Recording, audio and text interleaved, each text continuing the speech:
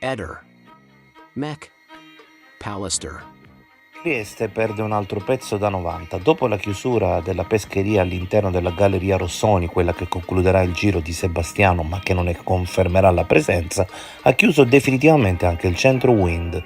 Il contratto che quindi Liliana stipulò alla Wind, con una strana anomalia anagrafica, resterà un mistero. Ricordiamo che la Wind ha chiuso, non si è trasferita, ha chiuso definitivamente.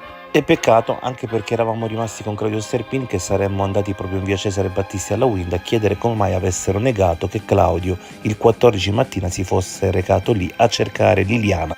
Venite a vederlo, a beneficio del geometra. Il mio bagno misura 400 x 140 cm. La vasca è un triangolo rettangolo di 140 x 140 cm con ipotenusa arrotondata in esterno di oltre 40 cm. Se ne ricava un vano di 200 x 80 cm dove si sta comodamente in due. Lo spazio rimanente del bagno è un trapezio di 260 x 140 x 280 cm con buona pace per il geometra. Ehi, non dimenticare di iscriverti a questo canale.